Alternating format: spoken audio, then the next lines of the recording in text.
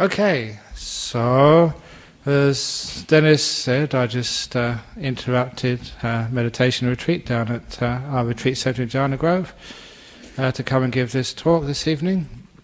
The retreat finishes tomorrow evening, and so obviously my mind has been full of talks on meditation, and so I thought I'd drag one of those talks out and recycle it today. Recycling is all the rage.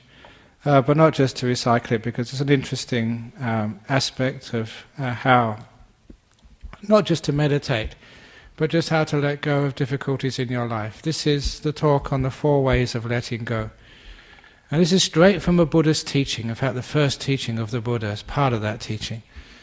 But also it's a case that, number one, no matter whether you meditate or you don't meditate, whether you're a Buddhist, a Christian, a Muslim, a Hindu or whatever, each one of us has from time to time to learn how to let go.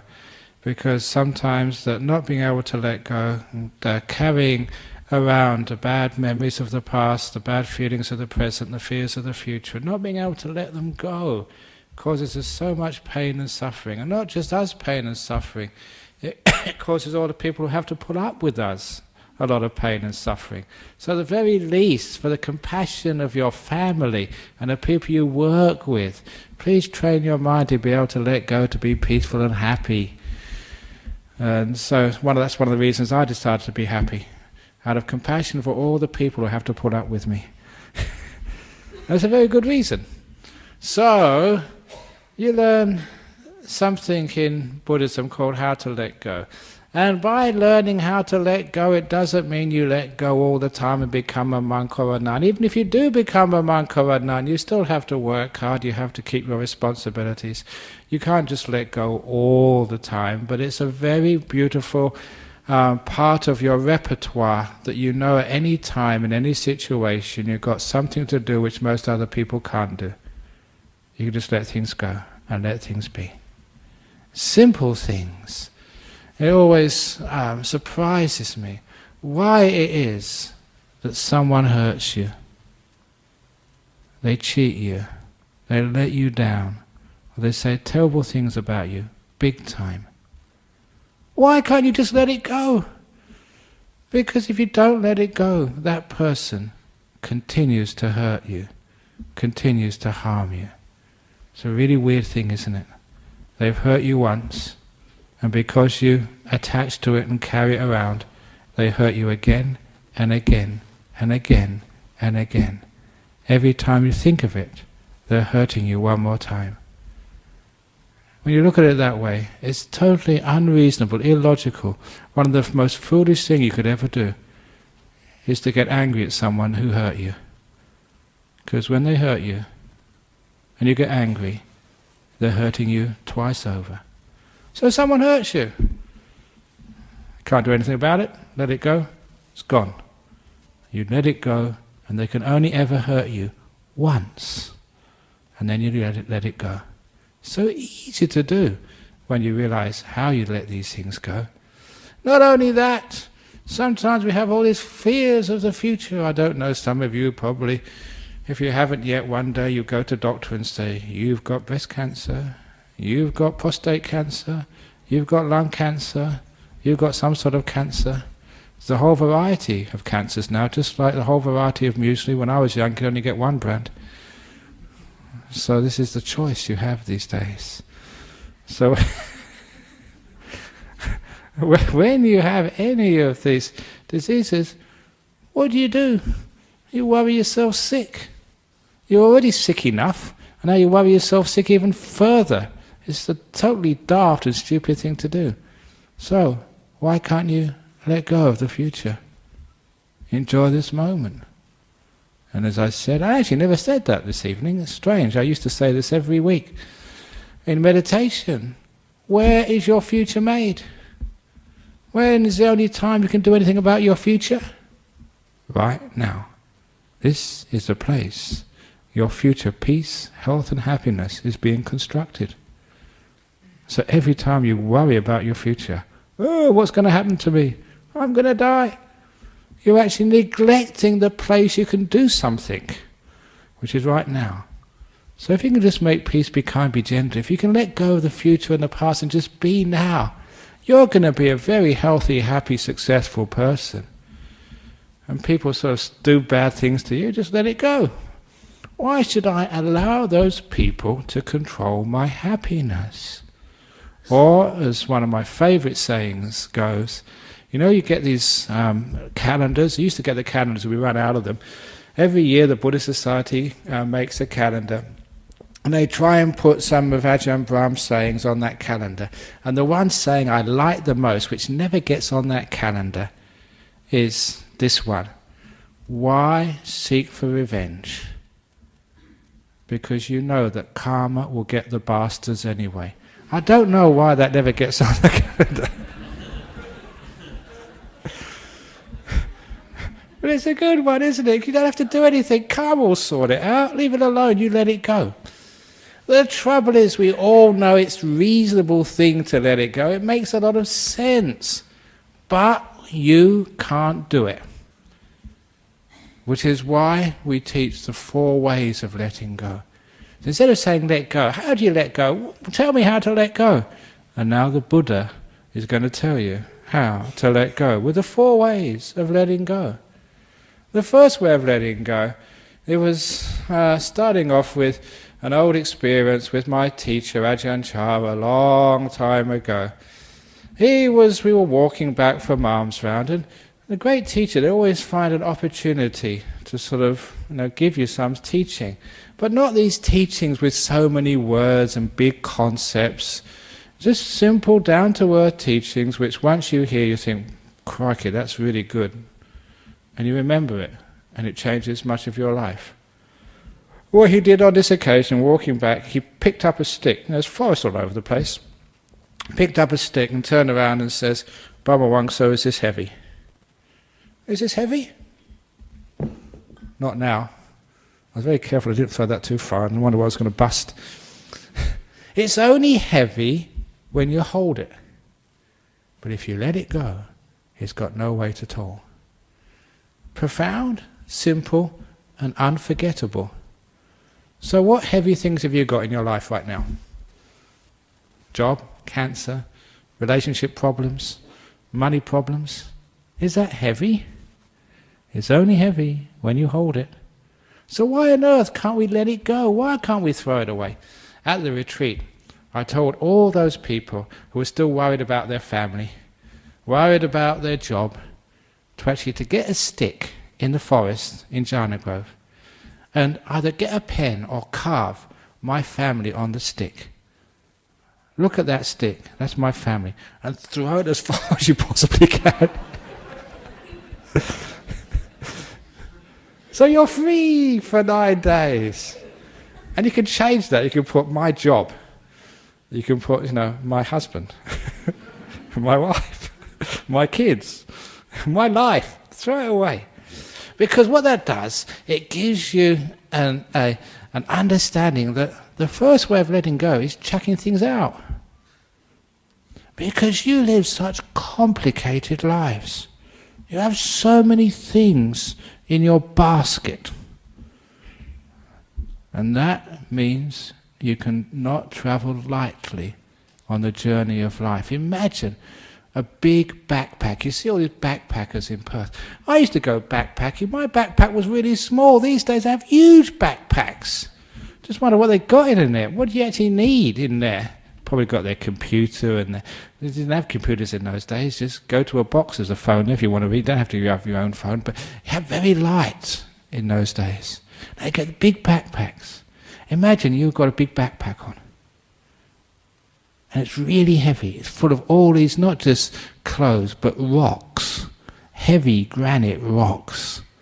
And you walk through life with this, and you just don't know how to take it off and put it down. You're going to get very tired. You're going to get very sick.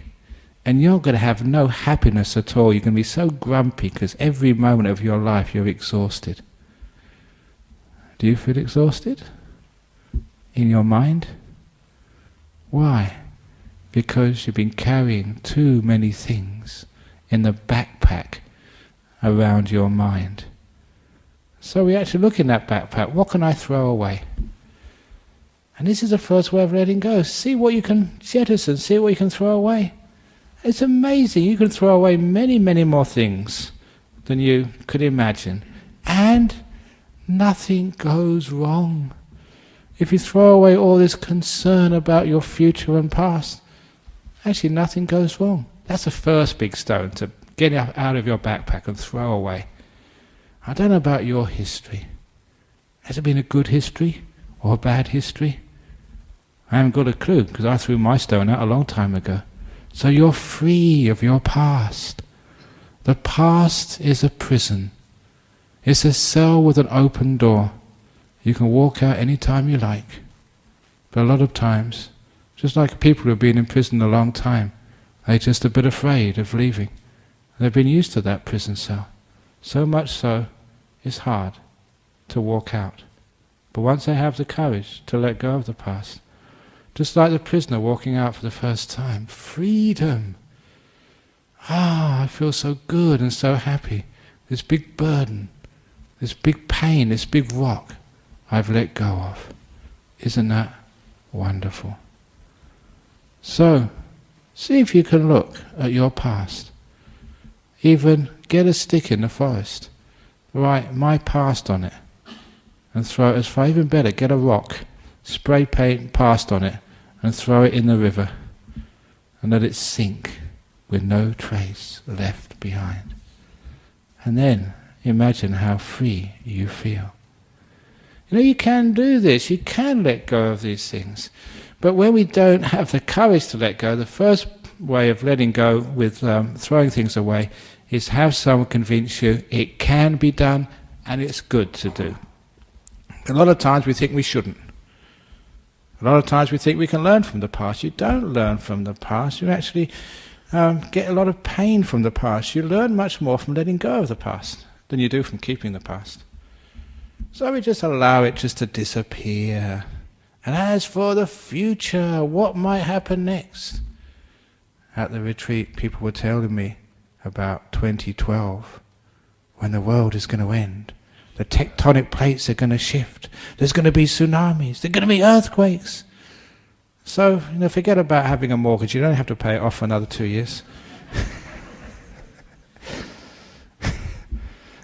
Of course it's not going to end in 2 years' time or whatever it is. You don't think about that. In fact, I saw in Indonesia, people were talking about it, even in Indonesia, in the islands over there. And I said, look, I volunteer my monastery and the whole Buddhist society of Western Australia with all its assets against your house. I'll bet. If the world ends, you get our monastery and the Buddhist Society of West Australia's assets. If it doesn't end, we get your house. No one took me up on it. Of course, that's not much of a deal. But people are so afraid of the future. And one thing I can guarantee you about your future, I can read futures, just like Ajahn Chah used to do. I can predict. And I predict the future of Australia. And I tell you, I won't be wrong. The future of Australia is uncertain.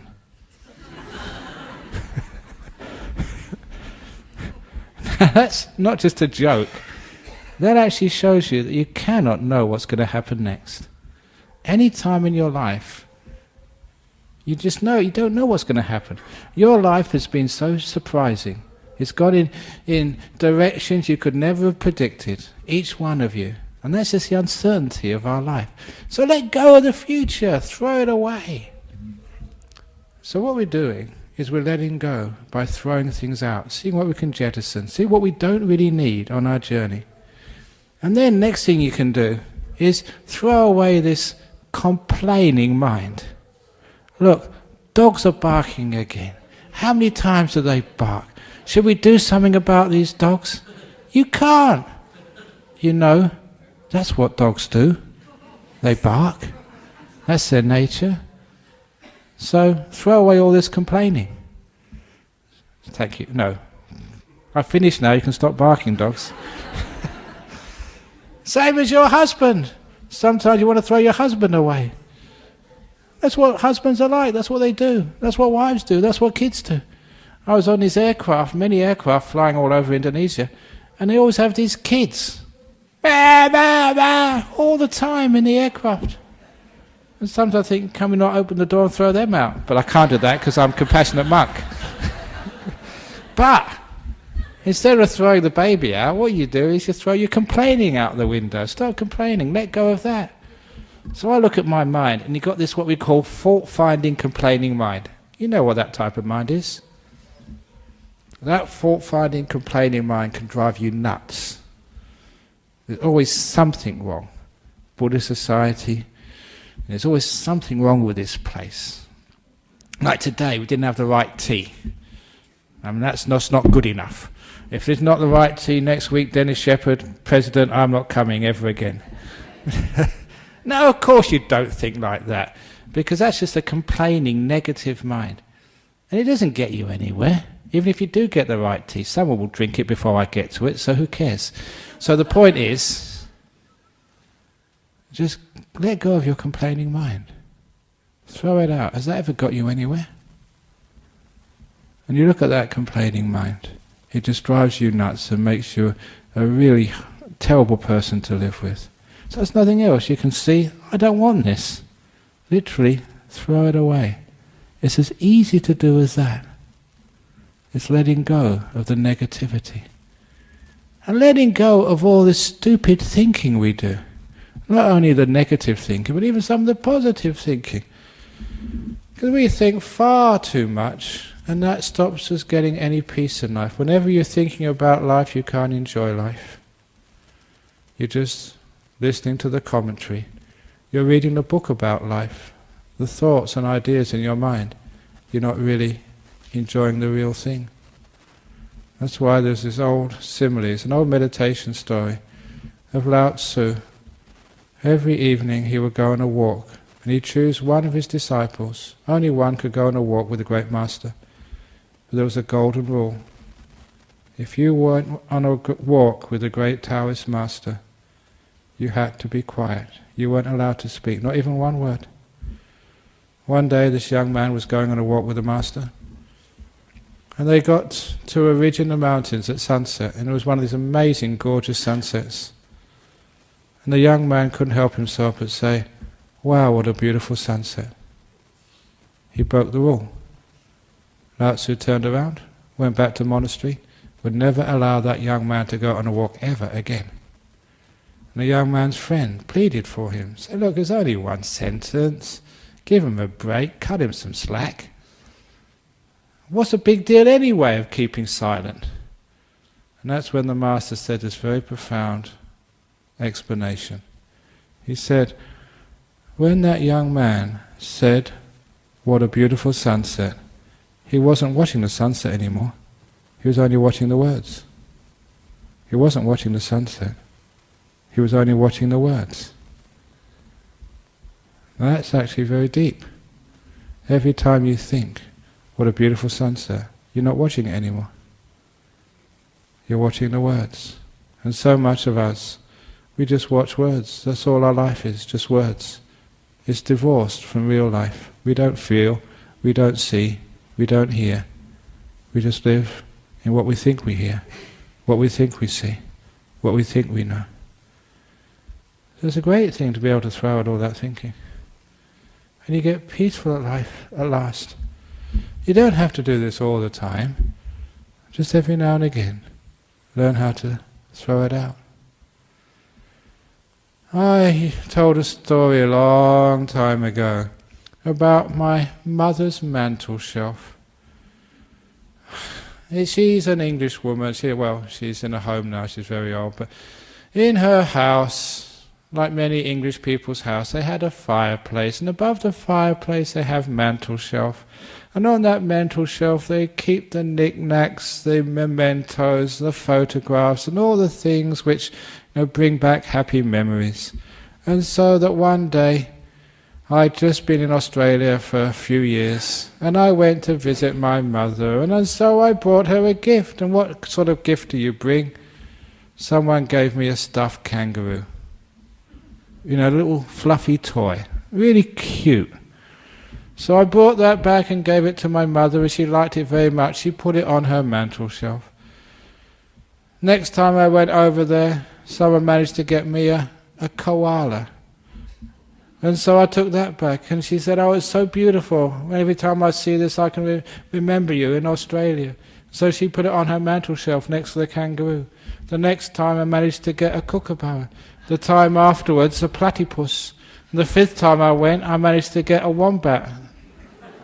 The trouble was, the wombat was so big, she tried to put it on the mantel shelf and all the other ones fell off. And she spent about an hour trying to balance it on her shelf, and everything else fell off. I said, why didn't you throw those other things away? She said, no, these are nice, they remind you of me. And you had so much rubbish on that shelf. And I said, Mother, this is like the person, they get one more thing in their head, they have nervous breakdown. Your mantel shelf's having nervous breakdown. That's what happens. We collect so many thoughts and so much stuff. So if that was my mantel shelf, every time if I got a kangaroo, I'd just put that on. Everything else will be clear. And the next time someone gave me something else, I'd throw that one away and get something new. So one thing at a time in your head. And then your mantel shelf inside your brain never ever has a nervous breakdown. That's what I always do. I have all these jobs which I'm supposed to do. And I've just been on this teaching tour of Indonesia, all over the place. And I'm also spiritual director of Buddhist Society of West Australia, abbot of Bodhinyana Monastery, look after the nuns' monastery at Dhammasara, spiritual advisor of the Buddhist Society of South Australia, spiritual advisor, patron of whatever, Buddhist Society of Victoria, the director of What Buddha Dhamma in Sydney, spiritual patron of Bodhikusama Meditation Centre, director of Brahm Education Centre in Singapore, spiritual patron of Buddhist Fellowship in Singapore. What else am I doing? Oh, yes, vice chair of the Australia Sangha Association. A few other things. I missed out a few. What is it? I forget now. Anyway, I've got all these jobs. But I only do one at a time. So when I'm sort of here in this building, I just put Buddhist Society of Western Australia on my mantel shelf. And that's all I am. And then as soon as I leave, I throw that away. And then I'm just teacher at Jhana Grove Meditation Retreat Centre. And that's the only thing on my mantel shelf. And as soon as I leave that and go back to Bodhinyana Monastery, I throw that away. Now I'm abbot of Bodhinyana Monastery. I just got one thing on my mantel shelf at a time. That's why you're sane and peaceful and happy. So throw things away and only keep one thing, the present moment, what's happening now. That becomes the first way of letting go. Learning to throw things out. And stop keeping so much. Especially don't keep the past or the future. Second way of letting go is just learning what freedom truly is. And this particular story is an anecdote when one of our monks, when I was too busy doing all these other things, we used to go teaching in prisons, but another monk started teaching in prison. And when he started teaching in prison, it was in Casuarina prison. One of the top security jails. After a while, the prisoners there said, can you stay back a bit longer? We want to sort of talk to you, just find out about you. So he stayed back a little bit longer. They gave him a cup of tea and some chocolate. If you give a monk a cup of tea and chocolate, they're going to stay forever. So he stayed behind for a bit of tea and chocolate. And they started asking him questions about life in a Buddhist monastery in the West. What do you guys do? Have you ever wondered what we do, in our monastery? And so he said, okay, the day in the life of a monk, we get up at 4 o'clock in the morning. And just at that, the prisoners were aghast. 4 o'clock in the morning! Even in prison you don't have to get up that time. And the monk, he did actually make a qualification. He said, actually, it's voluntary. It's optional getting up at 4 o'clock in the morning, which is true. It's optional. You can always get up earlier if you want to. That's the only option. And then what do you do? And he told them, we meditate. He said, can't you just watch the end of the late night movie? He said, no, we don't have TVs. You don't have TVs in the monastery. We have TVs in our cells in prison. That's terrible. So what do you do then? You have your breakfast. And we do have a breakfast at monastery. We usually have one cup, we have a cereal in it, and that's about it. Or, if someone like Santuti, he has his noodles. But it's only 1 cup, that's all. And I said, wow, in Casuarina Chow, we can have bacon, we have pancakes, we can have cereal, we have everything there, whatever you want. And he said, why didn't you do that in the monastery? No, so we only have just a bit of cereal and that's it. And then what do you do in the morning? And then we work hard at Bodhinyana Monastery. We do this amazing chores, building.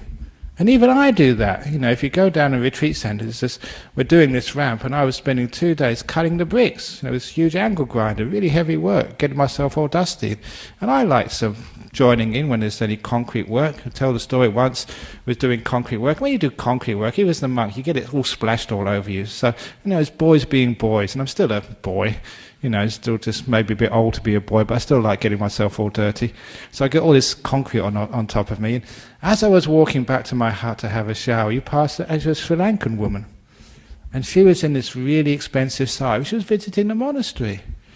And she came up to me, and I'll never forget this. She said, I've come to see the abbot, Ajahn Brahm. And I thought very quickly, and I said, Madam, if you go to the hall over there, he'll probably be there in about 15 minutes. That was enough time for me to go to my room, get a shower, and get changed into some clean robes. And so I went up to the hall, and there she was waiting. And I said, I'm Ajahn Brahm. She never recognised me. That's how dirty I was. And I gave her a nice talk, about the monastery and about Buddhism and what we were doing here. And she was really impressed. And so just before she left, she said, you've got a really good monastery and you're really a good monk, but if you don't mind me saying this, I saw this really dirty monk when I came here, and I think you should do something about that. I said, I'll talk to him later, ma'am. Which I did. So that's actually how hard we work. The prisoners heard this. Again, they were really surprised. Because, in prison you have to do jobs, but they really take it easy in those jails in Australia. They said they'll never get us to work that hard. And they said, then you have your lunch. Yeah, we have our lunch. We have it, many of you have been to our monastery, we eat it out of a bowl. Everything goes in one bowl. Sometimes it's true you do get curry on spaghetti. No, sorry, I got that wrong. You got custard on spaghetti, that's right. Have you ever had custard on spaghetti?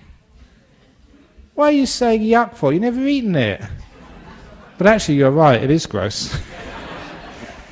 Sometimes you have custard on spaghetti. I've had ice cream on curry. Chocolate ice cream. Yeah, that's also yucky. Because, you put it in your bowl, and for me, because I'm the senior monk, I put it in the bowl myself, and I give it to somebody to take up, because that's their duty. And by the time they're not really careful, they shake it all over the place. I put it in the right positions when I start. By the time it gets up there, it's all over the place, but that's life.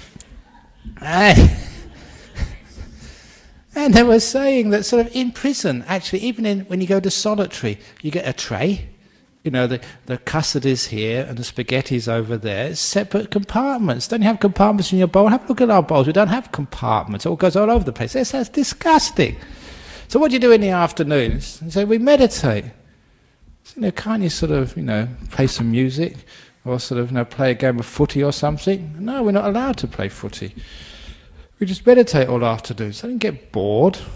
So no, what we're supposed to do? I suppose you hang out for dinner. Dinner? We don't have dinner in our monasteries. We just eat in the morning time. There's no dinner. So, or even in prison, they give you something to eat in the evening, and you have snacks throughout the day, whatever you want. So what do you do in the evening then? Can you play cards? Play Monopoly or something? Pass the time? And he said, no, we can't do that. Don't tell us, they said. You meditate, don't you? Yeah, of course we do. Oh, God. That must be terrible. And then what time do you go to bed? And the monk said, bed? Bed? We don't have beds. I sleep on the floor. They were absolutely disgusted. Even in prison they put you in a little cot with a mattress on top. Not in our monastery, I sleep on the floor. And anyway, the prisoners were actually really surprised. They're really surprised, but not only surprised, they felt sorry for this monk who'd been visiting them.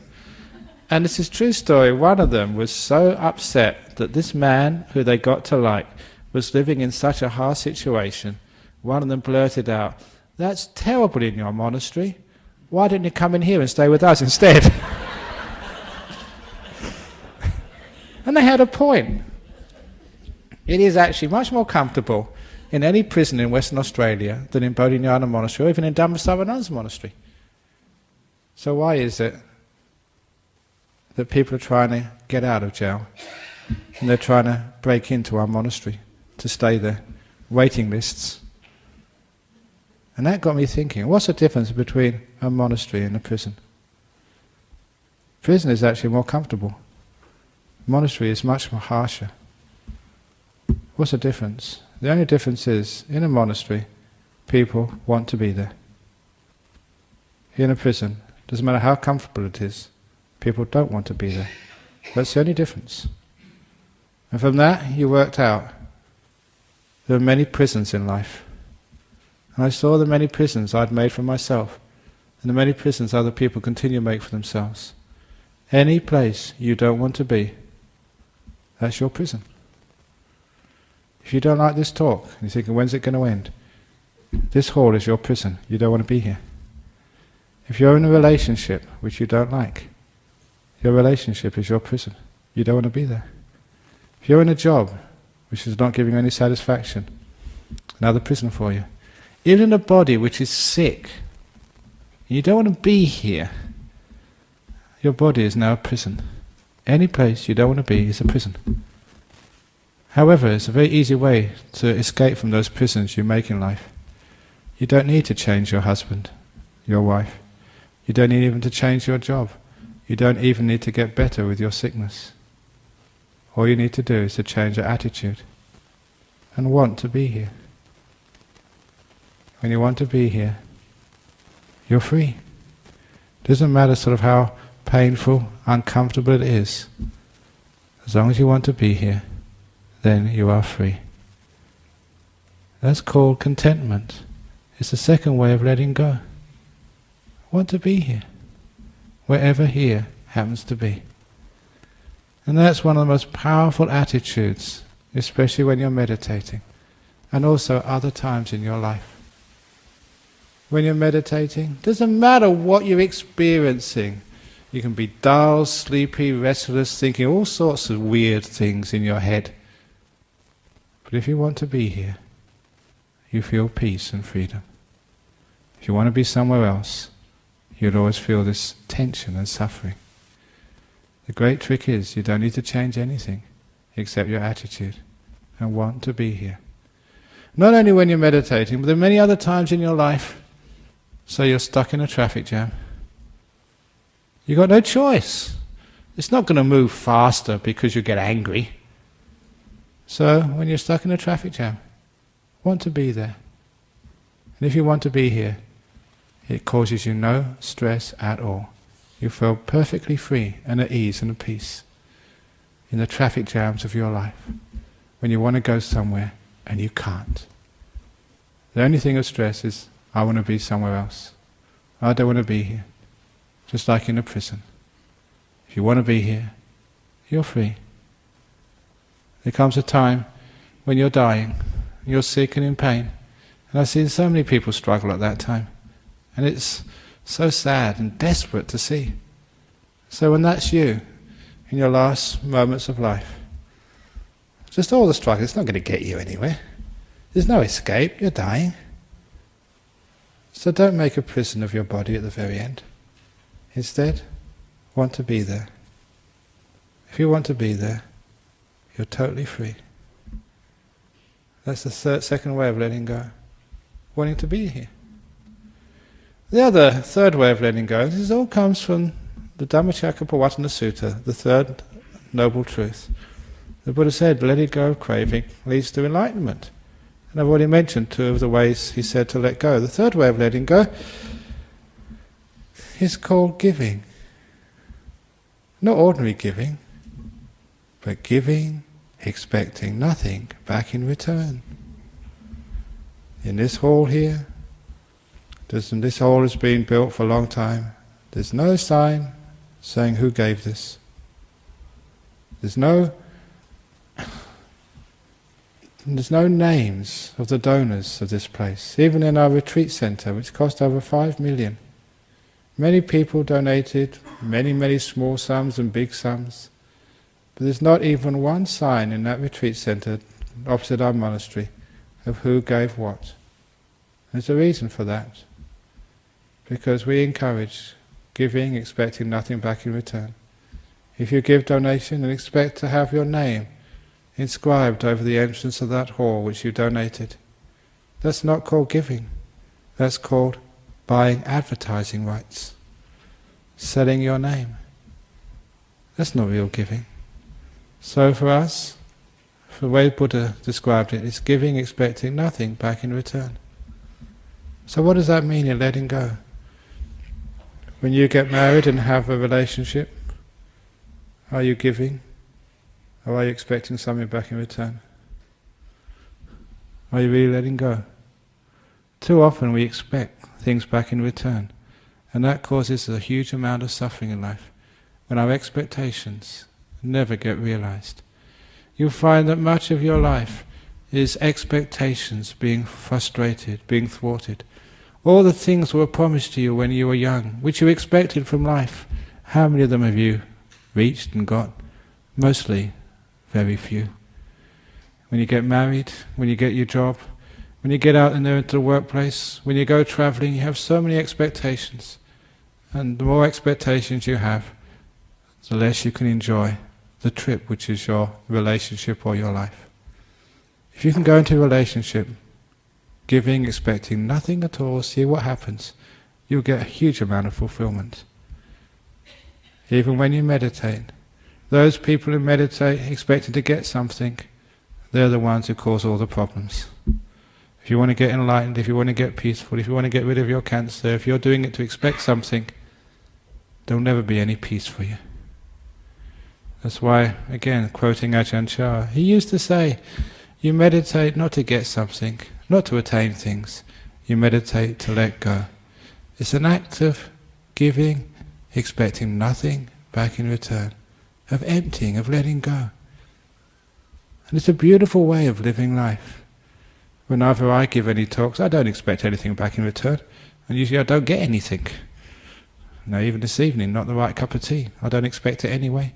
Who cares? So whenever you do anything, you give it, you don't expect anything back. Sometimes people get quite surprised at that. There was somebody who rang me up once from here. It was a Polish lady, actually, I remember her. And she rang me up and said, are you giving a talk tonight? And I said, yeah, I'm giving the talk tonight here in this centre. And he said, how much do you have to pay to get in? I said, nothing, you don't have to pay anything to get in, you all know that. And she stopped a while and she said, you don't understand me. How much money do you have to pay to get through the door? I said, madam, you don't have to give any money to go through the door. You just come in and listen. If you don't like it, you can go out again. And then she paused again. She said, listen, how much dollar and cents do I have to cough up to come listen to your talk? I said, madam, you don't have to cough up anything. You don't have to pay any money to go in.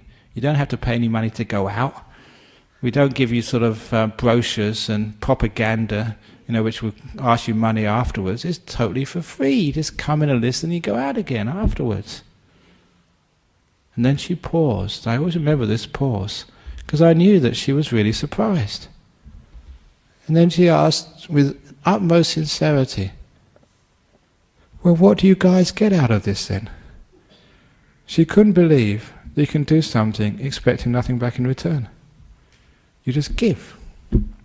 That becomes such a beautiful way of living a life. To give expecting absolutely nothing back in return. Why? Because it's just a joy to give. I think I mentioned a few weeks ago here, every morning when I'm having my breakfast, the cat comes up to steal my milk. So, usually I've got enough, but sometimes I go without. At least I have half instead of the whole, which I usually have. And so I give it to the cat.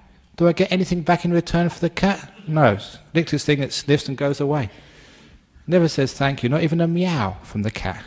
You know what cats are like, so proud.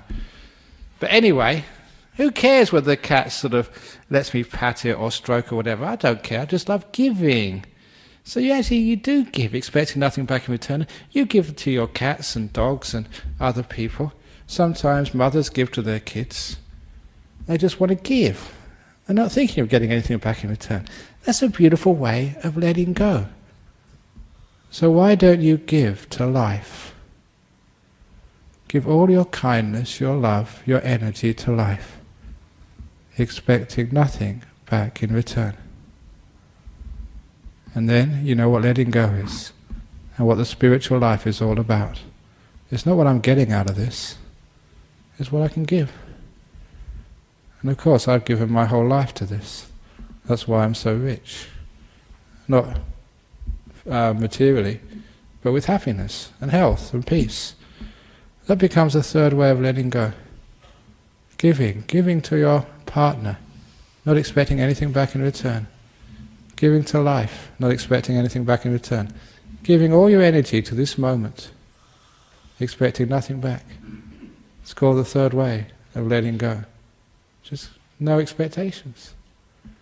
When you have no expectations, life becomes so interesting. You're not demanding anything, just life gives you so much. And usually it gives you what you least expect. And you have much more fun that way. You don't anticipate things. All the gifts of life come as a great surprise. I never expected that.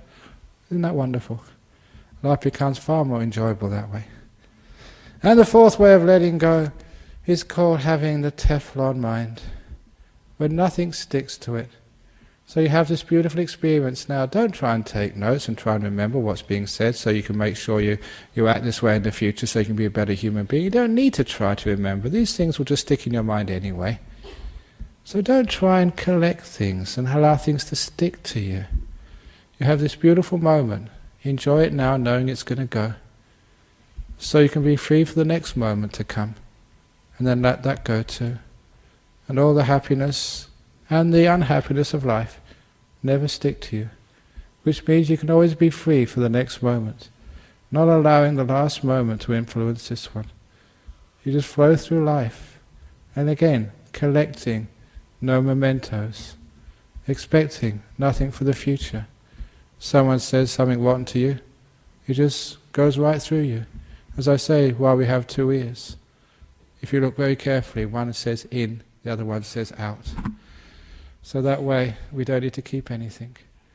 That way, all of the, even the happy moments, we can let those go too, because be careful, if you keep the happy moments, that gives you so much expectations, so much comparisons, it means you can't enjoy the next moment. You have to let go of all the moments, happy and sad moments, of the past. So you've got this mind, this body, this life to which nothing sticks, which means you can always enjoy whatever's happening next, not allowing the past to stop you being free in the present. And that especially goes with all your knowledge and understanding. Sometimes when we learn something, it sticks to us, and it makes us so, if you don't mind me saying, conceited, that we cannot face the reality of the present moment. People with too much knowledge can never understand the truth of now. That's why, one of my other favourite sayings is never allow knowledge to stand in the way of truth. Never allow knowledge to stand in the way of truth. Knowledge is all that you've learned, all you expect to be. Which means when you expect something to be, when you know what it's all about, it means that that blocks you from seeing the truth and the uniqueness of what's happening right now. And too many people even know too much about Buddhism even, so they can never understand it. They can never understand the truth of this moment, what's actually happening right now. They can never be at peace with this moment. They can never be free. They can never have real happiness no matter what happens to them in their life. And why? Because they always allow their knowledge to stand in the way of truth. So remember, all the knowledge is just the signposts. It's just the directions. It's not the real thing. And the last simile, an old simile but a great one. To understand what I mean by not allowing knowledge to stand in the way of truth, there was once a professor of philosophy here in Perth. Yeah? Is it the experience that is important? The experience is important, and which we're now going to see with a simile of the professor. And One more point. Isn't it true that sometimes experience is past? You understand experience experience is past is when it's interpreted from the knowledge of your past. In other words, you take the experience and you compare it with something else, which means it becomes limited by the past. But to learn, you need words and you need experience. To learn, the words actually stand in the way of truth. That's why in meditation we learn how to be absolutely quiet, to feel and to know. That becomes the truth. In the same way that the student of Lao Tzu could actually didn't see the sunset, only saw the words. And that great Taoist master made a very good comment, that it is the person, if they want to see the sunset, they've got to put aside all the words. Descriptions, the words actually block the experience. That's it. Okay, back to the professor. There was a professor who, of philosophy, in the university, whenever you mention professors of philosophy in Buddhism, they always get a bad rap. So if there's any professors over here, I do apologize. It's just our tradition. But this professor of philosophy, he found out there was a new 5-star restaurant opening in Perth, and he wanted to go there to test out the food. So he made an appointment. He rang up. There was a 2-month waiting list. That's how popular the restaurant was. And so, 2-month waiting list, he decided to book his place there anyway. And when he booked his place there, 2 months later, he rocked up at the restaurant. And of course they wanted to see his ID to make sure he'd really booked a place. And so they checked his ID. Yes, he was booked in. So he went into the maitre d' took him to his table. He sat down at the table and a waiter came, this really well-dressed waiters, and gave him the menu. And this menu was in thick parchment. And the menu was written in gold letters and calligraphy. Even the menu was a work of art, as you would expect in an expensive restaurant. This is no fish and chip shop. This is a top-class 5-star restaurant. So, he looked at the menu, and then he ate the menu, and then he paid and left. Because the professor had no idea of the difference between the menu and the food. Do you get it? Too often, the menu is one's knowledge, and the food, what you eat, is the experience. Which is why I said, never allow knowledge to stand in the way of truth. So we let go of all of that. There's too many people who say, but the Buddha said, but Jesus said, but the experts say, but the government says, or whatever. So what? It's interesting, it may be sort of pointing in the right direction, but that's what they said, but what did they mean? Where were they pointing to? And that's the experience which you have. So by having a Teflon mind, you become this beautiful free mind, which can actually see things as they are, rather than see things as you're told that they are. So learn how to be free. These are all the ways of letting go. Little things. I was telling people at the retreat that I told a story, an example of this.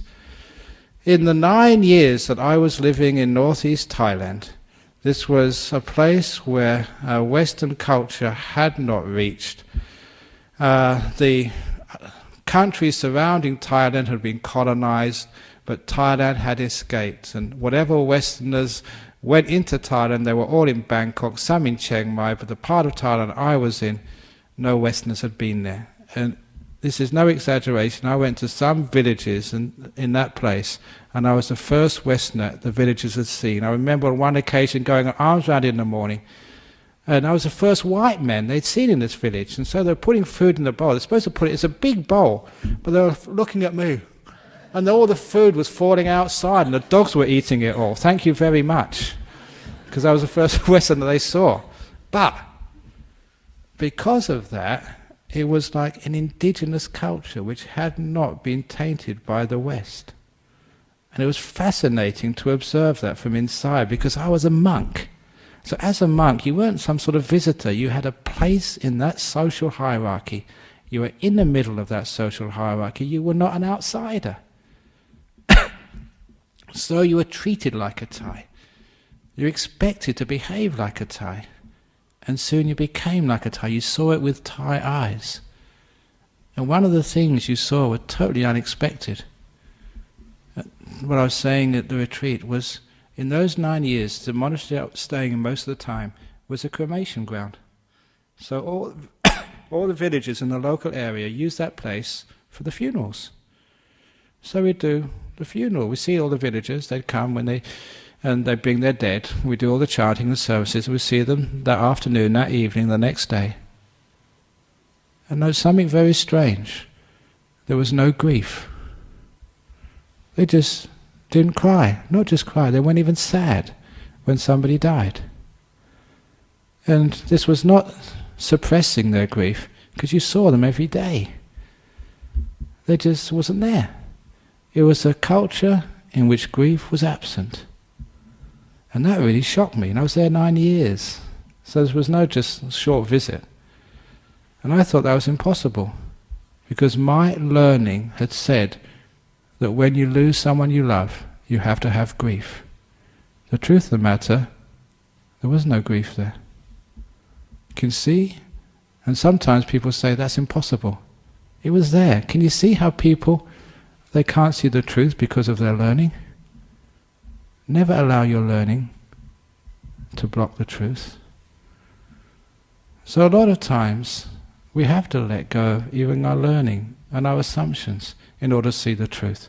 And that's having what I call this Teflon mind.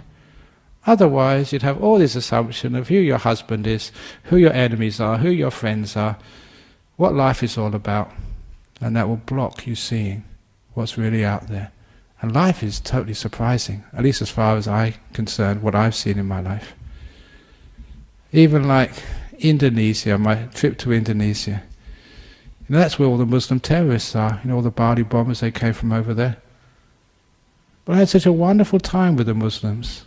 They came to all my talks, we had photos together, got interviewed and photographed in the Muslim newspapers. Even one Muslim family, they came to the airport, they just caught me in time. Said, "Oh, Ajahn Brahm, you must sign our book. It's the best book we've ever had." So this whole Muslim family in the veils and everything, me in the middle with the book, having a nice photograph taken together. Isn't that wonderful when people of different religions can have so much fun together? Did you expect that? That was the truth. So a lot of times when we think, Muslims, they don't like Buddhists, that's actually what stops us seeing the truth. So remember, just have a Teflon mind. Don't allow these things to stick, because they will stop you from experience the truth. So these are 4 ways of letting go. And those 4 ways again are just throwing things away. I'm not talking about throwing your material possessions away, but throwing those mental stuff which you keep, the past and the future, worried about the future, and all this other stuff which you worry about, throw it out. And be simple and be free. Have few possessions. Don't carry so many rocks in the backpack on top of your mind. And number 2 is learning how to be content. It's wonderful having a mobile phone. Isn't that wonderful? So be content that it's ringing. Because it's going to ring anyway. You can't do anything about it. So be happy to be here. That's very nice music. Thank you so much. It's very rare that monks hear music, because we're not allowed to hear music. So it's very wonderful to hear this. Thank you so much. So be content and happy no matter what's happening. Number 3 is actually whatever you do, just give expecting nothing back in return. So I don't expect thanks. I don't expect anything back. So whatever you like this talk, that's your problem. I've just given my talk, I've done my duty, and that's it. So I don't expect anything back in return. I just give because I love giving. I love teaching. I love serving. I love being kind and seeing what you need next. So that's my joy. So thank you for giving me the chance to teach. That's all I need. Nothing back in return. And that's beautiful, because then you're free with no expectations. And last of all, have a Teflon mind, which nothing sticks, so don't keep things, especially your thoughts, even your knowledge, so you can be free. And then you understand what letting go is. And if you can do that from time to time in your life, you find that most of the problems of life you can overcome. There is a time when you work hard, when you carry things, you do your duties and jobs. There has to be the time when you just put things down and let go. The problem is, as Westerners living in a Western world, or as Asians living in a Western world, we all know about doing things. We're very good at that. But what we don't know is how to put things down, let go and rest. So that's how to let go. The 4 ways of letting go. Thank you for listening. Thank you. I never expected that.